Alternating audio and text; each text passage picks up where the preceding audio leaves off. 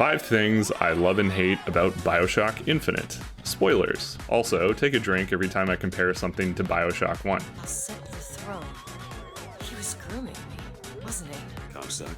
Yeah. Okay, here we go. Bioshock Infinite is the spiritual successor to the original Bioshock, made by Irrational Games. And the original Bioshock was a spiritual successor to System Shock 2. The main creative behind the Shock universe is Ken Levine, writer, nerd, and Rule 34 connoisseur. You basically have him to thank and the talented people around him for bringing these amazing games to life. Now, I'm not going to mention Bioshock 2 because Irrational didn't have any hand in developing that game. It's definitely fun and has its moments, but the primary connection is Bioshock 1 to Infinite. Bioshock 2 is kind of like a one-piece movie. Cool and fun, but ultimately meaningless. Okay, here's a quick primer. Set in 1912, you are Booker DeWitt, an ex-soldier and Pinkerton, which is basically a government detective that specializes in espionage and beating up laborers. He's suffering from a disease called "the mob might break my fucking leg," and the only cure is to rescue a girl from a place called Columbia. Who's there? After solving a puzzle that makes a 1x1 Rubik's Cube blush, you get launched into the air with 1910's rocket propulsion technology. 10,000 feet. 15,000 feet. Hallelujah. Welcome to Columbia, racist Disneyland run by a radical Christian named Comstock. Here's a gun and some plasmids. Go get the girl. Okay, 5 things I like. Number 5, it's more Bioshock. The first-person shooter genre has been through hell with Call of Duties and live service games strangling the life out of it, so more Bioshock is always a good thing. Expansive and engrossing single-player games have never been more popular today, and the same is true 10 years ago with games like Fallout 3, Portal 2, and Far Cry 3. So having another Bioshock game to sink your teeth into and get fully immersed in is well worth the trip. No multiplayer, no battle passes, just you in a 10 to 12 hour story with handcrafted levels, a gripping storyline, and birds shooting out of your fingertips. The label Bio/System Shock, for me, is synonymous with story-rich, creepy world building and gunning down horrors with a smile on your face. So more Bioshock is never a bad thing. Almost. Number 4, combat. For its strengths and weaknesses at the end of the day, I think Bioshock Infinite's combat is really fun. Between the tighter choke points and halls and ramparts, you get wide open combat arenas to fly around on and set traps for the various folks who have to send to Jesus. The skyline is a blast to fly around on, and I wish there were more games where you get both the freedom of movement with explosive skill-based shooting. Doom and Doom Eternal definitely fit the bill, but the only other game I could think of was the superhero gem Infamous, where you skate around on telephone wires while blasting motherfuckers off roofs. Sunset Overdrive also comes to mind. Obviously, these are both third-person games, but if you're invoking those types of responses, that probably means your game is fun. The Vigors are all fun and have their own niches. Take control of an enemy and watch them commit suicide when the job's done. Shoot electricity until people's heads explode. Incinerate people into bones. Break one of Newton's many laws. Crows. This gonzo white supremacist theme park is your oyster. Run people over like prime Marshawn Lynch or become Magneto and perform an MRI execution. Snag someone with water powers, then watch him drop 50,000 feet to his death on a farm in rural Oklahoma. The combat is super fun, so while you're cruising through the story, you spot a big open area with a skyline and the bloodlust starts to flow. That means the combat's doing its job well. Number 3, Elizabeth. Elizabeth is one of the best game companions of all time. She doesn't take damage, she throws you ammo and money with terrifying accuracy. Her arms are so small and thin, but she's throwing salts like Shohei Ohtani on the mound. Just pure gas.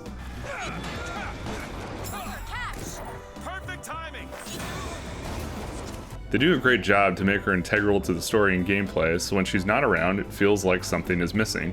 Her design is fantastic, and her voice is wonderful. Booker is a little gruff even for Troy Baker, but their interplay feels organic. Why are you so keen on lockpicking and code breaking? If you put a person in a cage, they develop an interest in such things. I suppose so. And I won't be locked up again, but... The payoff for the big story moments work because you like Elizabeth. You can tell a lot of attention and care went into making Elizabeth not just an annoying AI companion. She's the engine to the story, but she's also experiencing it with the player. It's not like I'm running around yelling Sean, but I do give a shit if she's sad or about to get tortured.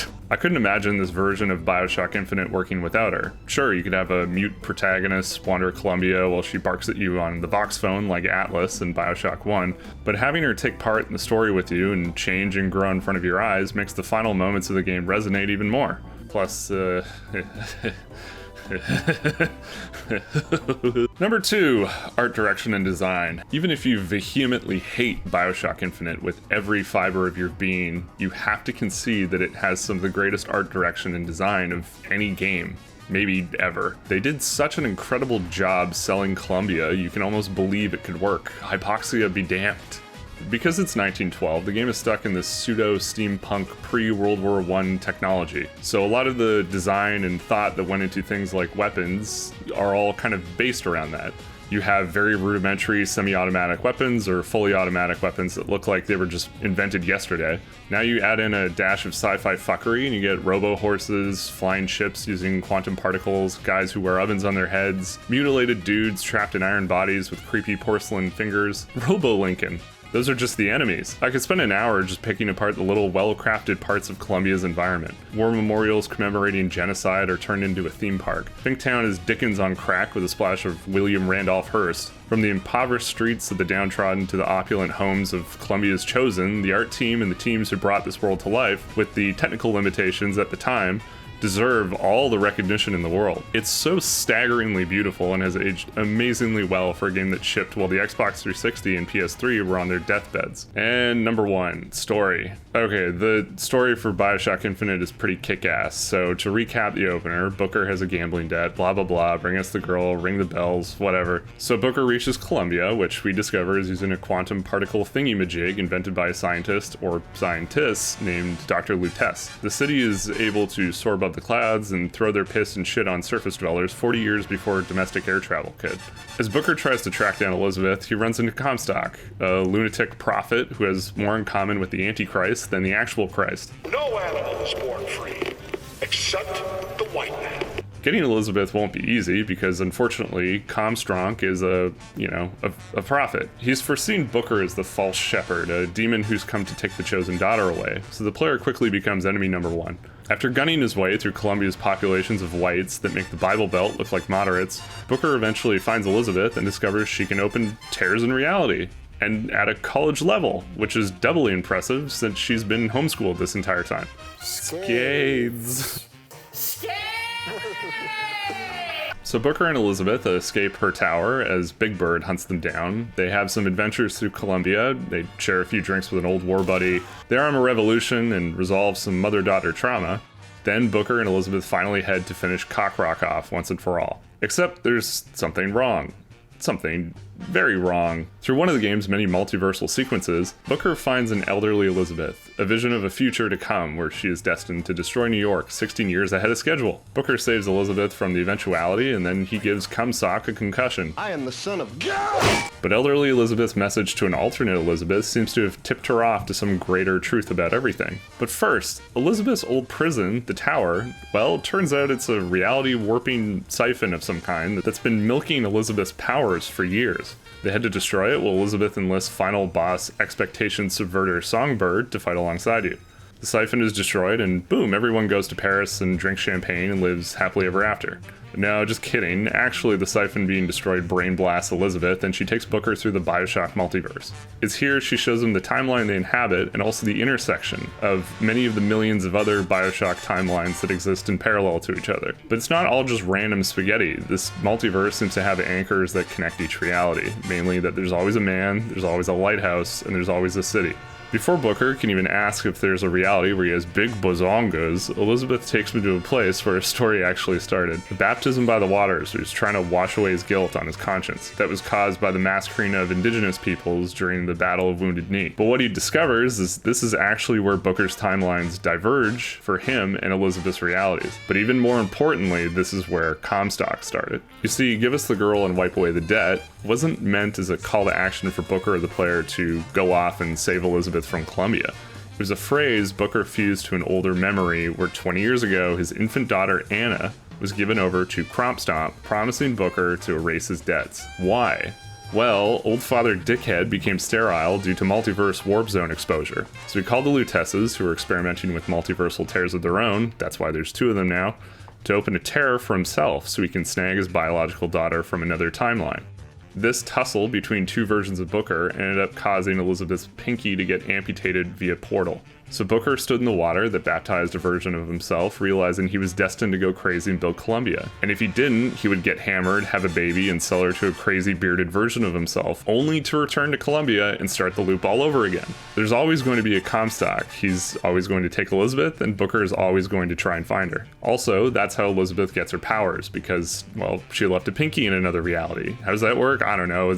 I'm trying to piece this thing together right now. So now at the intersection of Bioshock Infinite's multiverses, there's only one way to stop this story from repeating itself. Booker sacrifices himself, trying to find absolution and literally getting baptized to death.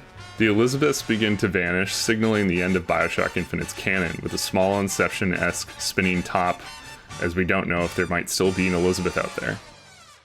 Bioshock Infinite's story is very ambitious. There's a lot that works and a lot that doesn't. There's some kind of weird internal mechanics to the story and the application of the many worlds and multiversal sciencey pseudoscience stuff that, you know, mostly hits the mark, but then a lot of stuff that doesn't. And of course I glossed over a ton, but this is all I could fit in this video without requiring urgent medical attention. This game seems to drive people on the internet kind of insane. For me, Bioshock Infinite story is actually fucking great. Every new locale or the new twists and turns sinks its hooks into you and your gamer brain very quickly.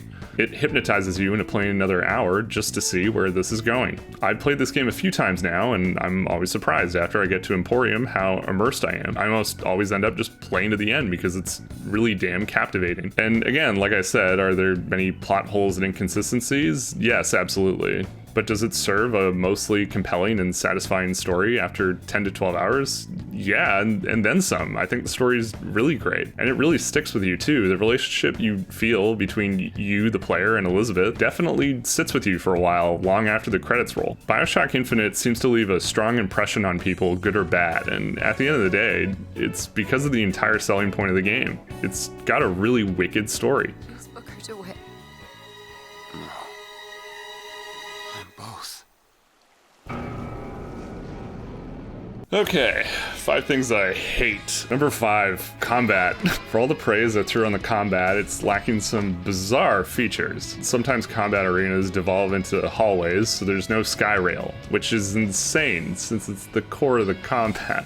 You can only carry 2 guns. There's like 8 or 10 guns in the game, and you can only carry 2 at the same time. You can pick up ammo for these guns, so when you hot swap, you're not left high and dry, but there's plenty of time I'm facing down a boss and was like, damn, a sniper would be nice, but I ran out of ammo and had to throw it away. So I don't know, I guess I'll just look for a tear, or maybe someone will drop something, or I don't know. It just seems like a weird restriction. I also get that this was the game that was supposed to cater to the Call of Duty audience, but that leads to my next point. The upgrade system is so bafflingly bad, and it incentivizes you not to experiment. You have to sink so much money into upgrading guns for bullet spongy enemies later on, so you end up sticking to 1 or 2 core options. Plus, Elizabeth constantly throws you ammo. It's just a bizarre choice when Bioshock 1's system worked perfectly. But I guess people who played Call of Duty couldn't understand a weapons wheel? I don't know. But the money upgrades are most likely due to the linearity of the game, keeping the rare permanent stat boost upgrades confined to health, mana, and shields only, so no power to the people stations. There's also equipment that adds some fun abilities. It's all pretty random, and I mean the best equipment you kind of settle on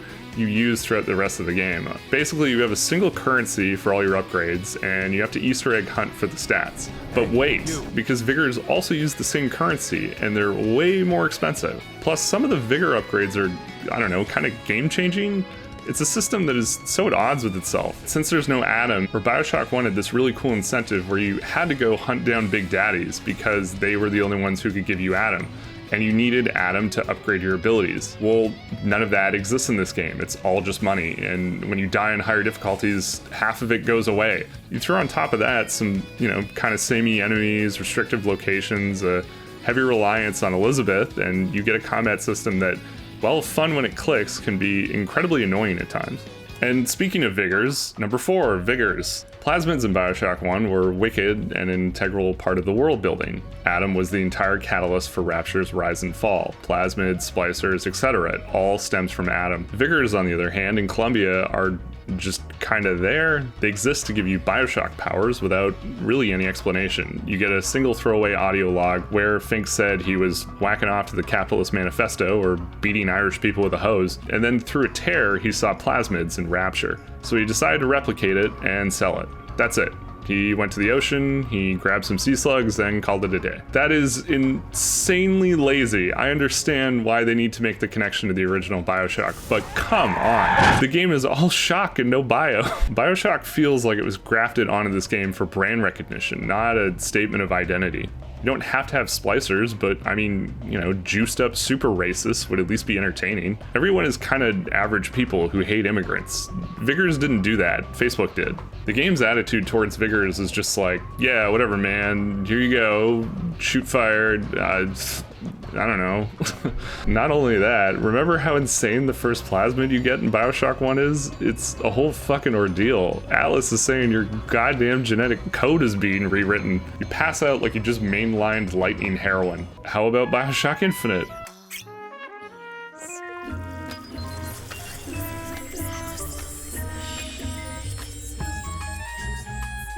Like, fuck you. Number 3, exploration. It feels like an afterthought. The game's tight linearity is pushing you from story beat to set piece to story beat to combat arena.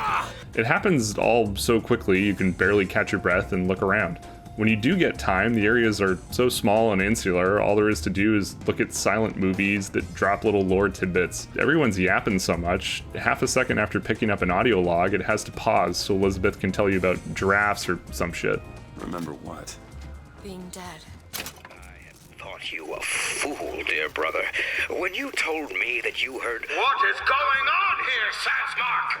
Bioshock's areas weren't massive, but there was time to soak everything in while you went from place to place, exploring and solving problems, while meth heads chased you with lead pipes. So Bioshock 1 feels like getting lost in the pages of a creepy, cool book, kind of just letting the world unfold around you and soak you in with its oppressive atmosphere and cool style and grisly nastiness. Well, Infinite feels more like a kind of blockbuster movie that is just trying to keep you entertained every few minutes. I feel like that's kind of what they were going for, and obviously handicapping the exploration is how you achieve that. The story doesn't work without this concession, and it's a tough concession.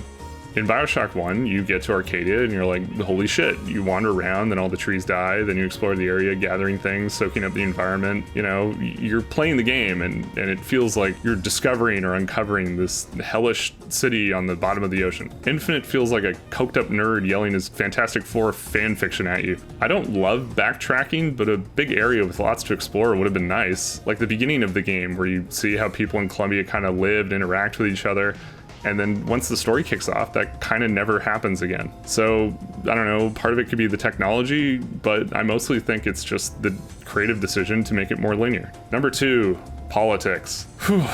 This is an issue a lot of people hate about the game in present day. I'm not going to get into this too much because arguing the complexities of politics in a video game online is a one-way ticket to getting a golf club to your head. I am the son of God. What I will say is, I agree trying to equate a bloodied revolutionary who is a historical allusion to France in like the 1800s or the Bolsheviks, and comparing her to literally Hitler is a bit of a stretch. I think Ken's MO of taking a philosophy with utopian aspirations and pushing it to the absolute limit doesn't lend itself to what many would consider a modern day crisis, where millions of people suffer every day from the major issues that the game portrays. That can leave people with a sour taste in their mouth. So it's an incredibly touchy subject that Infinite explored with a comically oversized sledgehammer. But in 2024, the odds of a big budget AAA video game including vicious depictions of racism or going after the biggest religion in the world are basically zero. On the one hand, you have to give it to Infinite for even touching the subject, but on the other, if you don't do it justice, you're sending an iffy message to a lot of people.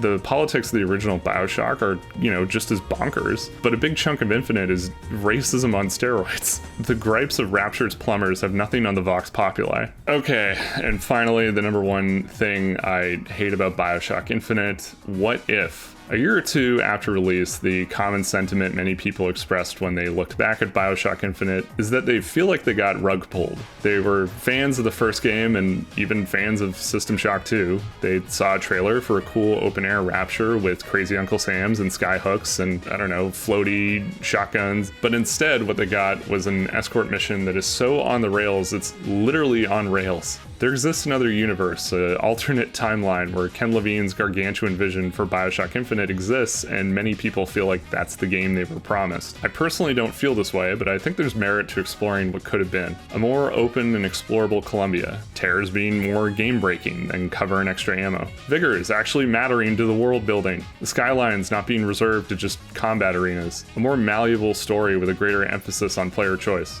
A darker, more horrific atmosphere. That all sounds pretty great, but alas, the realities of game design and even the restrictions of technology in the early 2010s seem to have severely hampered some of, if not most of the more insane ideas that would have elevated Bioshock Infinite even further into the heavens. Ken Levine is notorious for scrapping large pieces of a game in development, which I personally don't disagree with. Obviously, if you're crunching and haven't hugged your family in 2 years, I'd get pissed too if the head honcho just threw out 3 months of work. But game design is all about iteration. If something's not fun, including it shouldn't be based on how much money and effort it cost. The same goes for editing. Entire chapters of books or hours of work on a film set or TV can be thrown away at the whim of making the final product better. Games are no different. So entire mechanics, levels, or story elements can get cut, and then the team has to find a way to tie everything together into something they can ship. And the clock is ticking, because 2K needs to make their quarterly earnings goal, and this shit ain't cheap. At the end of the day, this isn't so much a knock on the game as it's a knock on the game hype machine. Bioshock 1 did very well, and I think pushing expectations even further for rational games created a shoot for the moon attitude.